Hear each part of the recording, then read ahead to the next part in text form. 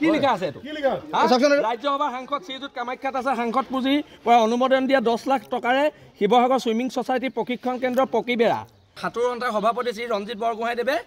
হেৰি কৰে আজি স্থাপন কৰে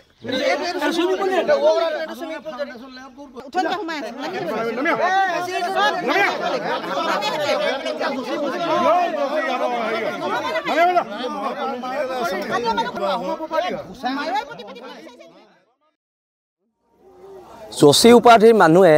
আহোম যুগৰ ঐতিহ্যৰ ওপৰত আঘাত আনিব খুজিছে আৰু তেওঁক আঘাত আনিব দিয়া নহ'ব তেওঁ ৰাজনৈতিক দম্ভ দেখুৱাইছে এই দম্ভ উফৰাই দিয়া হ'ব আৰু এই আহোম যুগৰ পুখুৰীটো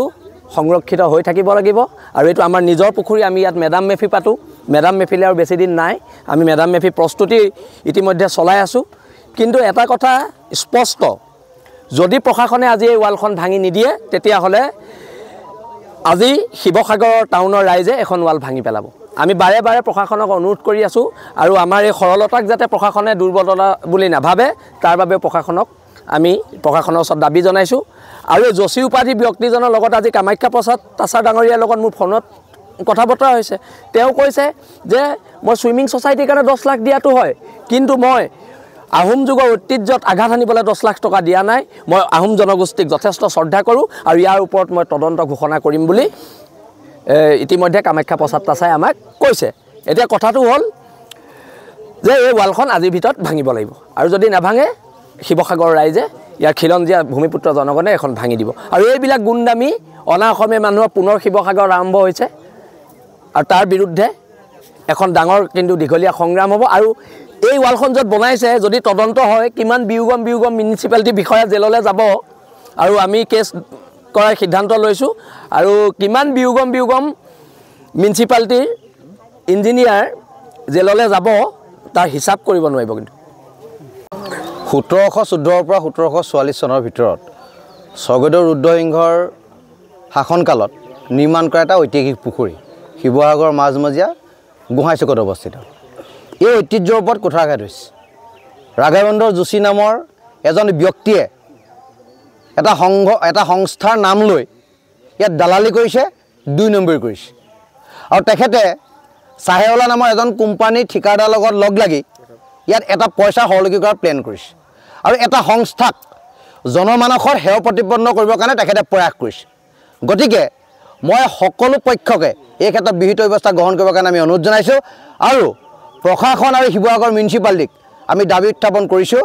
যে নগৈ গড়গাঁৱৰ বাতৰি ল'বলৈ আপোনালোকে এৰক স্পট ভেৰিফিকেশ্যন নকৰাকৈ ছুইমিং পুললৈ অহা টকা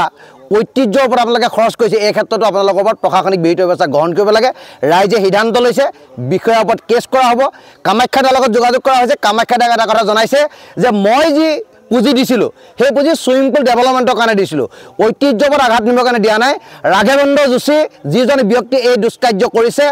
কোনোবা সংস্থাৰ নাম লৈ তেখেতে 2 নম্বৰ কৈছে তেখেতৰ কাৰণে বিহিত ব্যৱস্থা গ্ৰহণ কৰিম মিউনিচিপালিটি বিষয়াৰ পৰা বিহিত ব্যৱস্থা গ্ৰহণ কৰিম কাৰণ তেখেতলোকে নগৈ গড়গাঁৱৰ বাতৰিলৈ ঐতিহ্যৰ ওপৰত আঘাত আনিছে মানুহৰ আত্মমৰ্যাদাক আঘাত আনিছে আৰু এই হিষ্টৰিকেল মনুমেণ্টছ ধ্বংস কৰাৰ ষড়যন্ত্ৰত লিপ্ত হৈছে গতিকে আমি সদৌ টাইমছৰ মিডিয়াৰ পৰা ধিক্কাৰ জনাইছোঁ আৰু এই কাৰ্যক আমি গৰিহণা জনাইছোঁ এই পৰিত্ৰাপৰ বিষয় ঐতিহাসিক শিৱসাগৰ জিলাৰ শিৱসাগৰ গোহাঁই গাঁৱত এটা অতি ঐতিহাসিক পুখুৰী আছিল পুখুৰীটোৰ নাম আমাৰ চেংমন বুঢ়াগোহাঁই পুখুৰী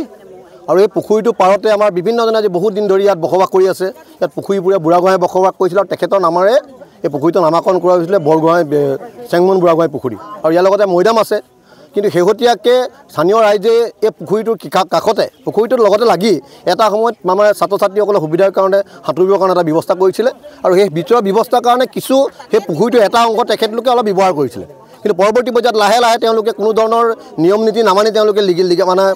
পাৰ্মানেণ্ট স্থানীয় কনষ্ট্ৰাকশ্যন কৰিবলৈ আৰম্ভ কৰিলে স্থায়ীভাৱে তেওঁলোকে কনষ্ট্ৰাকশ্যন কৰিবলৈ আৰম্ভ কৰিলে আৰু পৰৱৰ্তী পৰ্যায়ত তেওঁলোকে গোটেই পুখুৰীটো এফালৰ পৰা গ্ৰাস কৰি গৈ আছে তাৰ কাৰণে স্থানীয় ৰাইজে প্ৰতিবাদ কৰিছে আৰু ইয়াৰ লগতে কি হৈছে কামাখ্যা প্ৰসাদ তাছাৰ নাম লৈ আমাৰ যোশী উপাধিধাৰী এগৰাকী ব্যক্তিয়ে যিহেতু কিনাৰতে আমাৰ RSSৰ কাৰ্যালয় আছে আৰু এই RSSৰ নাম লৈ পিনে RSSক ব্যৱহাৰ কৰি পিনে আজি যোশী নামৰ ব্যক্তিজনেও আচলতে কি কৰিছে এই ব্যৱস্থাৰ মাজত সোমাই পৰিলে আৰু তেখেতৰ কথামতে পৌৰসভাই এই ৱালখন ইয়াত নিৰ্মাণ কৰিছে বুলি তেওঁলোকে জনাইছে 10 লাখ টকা এখন ৱাল নিৰ্মাণ কৰিছে এখন কোনো ধৰণৰ নিয়ম নীতি নাই অতি অন্যায়ভাৱে হৈছে গতিকে আমি ইয়াত প্ৰতিবাদ কৰিছোঁ আৰু ৰাইজে এই ব্যৱস্থাৰ পৰা তেওঁলোকক আঁতৰি যাবৰ কাৰণে অনুৰোধ জনাইছে আৰু এই ৱালখন ৰাইজে ভাবিছে যে ৱালখন আদি তেওঁলোকে পৌৰসভাই নিজে নিজাববীয়াকৈ ভঙাৰ এটা ব্যৱস্থা কৰিব লাগে যিহেতু পুখুৰীটো সৌন্দৰ্য নষ্ট হৈছে আৰু এইটো ঐতিহাসিক পুখুৰী অসমৰ প্ৰতিটো ঐতিহাসিক সম্পদ লাহে লাহে শেষ হৈ গৈছে আমি শিৱসাগৰ ৰাইজে কেতিয়াও এই সম্পদসমূহ শেষ হ'বলৈ দিব নোৱাৰোঁ গতিকে ঐতিহাসিক পুখুৰী সংৰক্ষণ হ'ব লাগিব প্ৰয়োজন সাপেক্ষে শিৱসাগৰ যি ছুইমিং পুল কোনো ৰাইজৰ কোনো মতামত নোলোৱাকৈ ইয়াত কিছু সংখ্যক ব্যক্তিয়ে বিশেষকৈ শৰ্মা উপাধি এটা ডক্টৰ শিৱসাগৰ এজন পৰিচিত ডক্টৰ শৰ্মা উপাধি আৰু গোস্বামী উপাধিৰ এজন ব্যক্তি ইয়াৰ লগত পোতভাৱে জড়িত আছে তেওঁলোকৰ পৰিকল্পনা মানে আমাৰ স্থানীয় কেইজনমান ব্যক্তিক লগ লাগি পিনাই এই কামটো কৰিছে বুলি তেওঁলোকৰ ভিতৰৰ মানুহে আমাক জনাইছে এই যিটো ব্যৱস্থা তাৰ পৰা তেওঁলোকক আমি আঁতৰি আহিবৰ কাৰণে অনুৰোধ জনাইছোঁ আৰু শিৱসাগৰ পৌৰসভা বিশেষকৈ ইয়াৰ লগত জড়িত হ'বলৈ কেনেকৈ জড়িত হ'ল নাজানো ইতিমধ্যে কামাখ্যা বজাৰ লগত যোগাযোগ কৰিছে তেখেতে কৈছে যে মই কোনো পুখুৰী পুতিবৰ কাৰণে কোনো পইচা দিয়া নাই পুখুৰীত ৱাল মাৰিবৰ কাৰণে পইচা দিয়া নাই গতিকে এই ক্ষেত্ৰত আমি সকলোৱে সজাগ হোৱাৰ প্ৰয়োজন আছে শিৱসাগৰ জিলাৰ প্ৰতিটো প্ৰাচীন কীৰ্তি আমি সংৰক্ষণ হোৱাটো আমি দাবী জনাইছোঁ